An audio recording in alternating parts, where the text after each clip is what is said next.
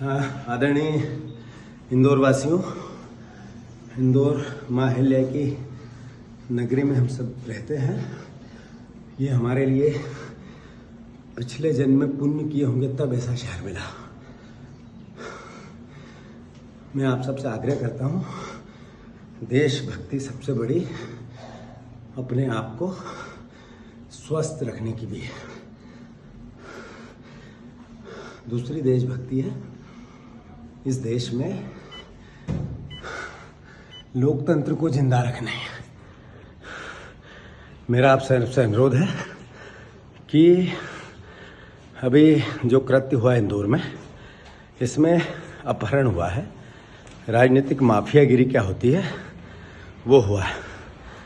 मैं अनुरोध करता हूं कि कांग्रेस पार्टी प्रमुख विपक्षी दल जरूर है, मेरी विचारधारा ओतप्रोत है, मैं आइडियोलॉजी से कांग्रेसी हूँ, पर मेरे शहर के लिए राजनीति से ऊपर उठकर, मेरे हित और स्वार्थ से ऊपर उठकर भी मुझे बात करनी चाहिए।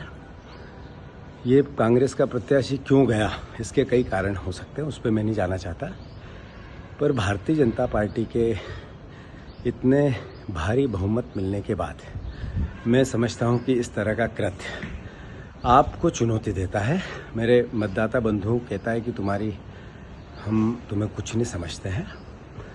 मैं ज़्यादा कुछ नहीं बोलते, इतना ज़रूर कहना चाहता हूँ, अगर इस तरीके का चलता रहा तो जनप्रतिनिधि डरना बंद हो जाएंगे। नगर निगम में 150 करोड़ से ज़्यादा काम नहीं हुआ, बिल बने और लोगों ने पैसे ले लिए।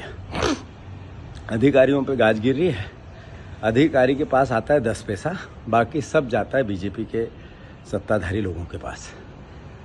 हो जाएगा, सब बच भी जाएंगे, किसी का नाम भी नहीं आएगा, सरकार उनकी है, पर अल्टीमेटली आपके बेटे का, आपके परिवार से जो टैक्स लेते हैं, उस टैक्स का ही तो पैसा था वो। जो कर्ज लेते हैं, जो आपके बच्चों को चुकाना है, नगर निगम कर्ज लेती है, उसको चुकाना है, वही तो पैसा था। ये हठधर्मिता है।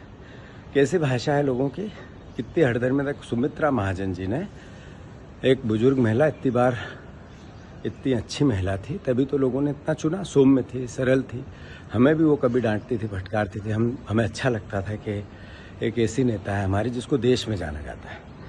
अभी दूसरे नेता हैं जिनको देश में जाना जाता है, उन्होंने क्या कृत्य किया, अब वो अपनी बातें छुपा रहे हैं। 67-68 साल के हैं वो, गुस्सा आता होगा उनको मैं जब ये बातें करता हुआ, बिल्कुल सच है, आना भी चाहिए, पर मैं उनके बेटे जैसा ही हूँ। मैं भी इसी शहर का हूँ, मैं एक पार्टी का प्रतिनिधित्व कर रहा हूँ, नेतृत्व कर रहा हूँ, तो मेरा भी दायित्व उतना ही है जितना विपक्ष में रह के, जिनका इनका सत्ता में रह के।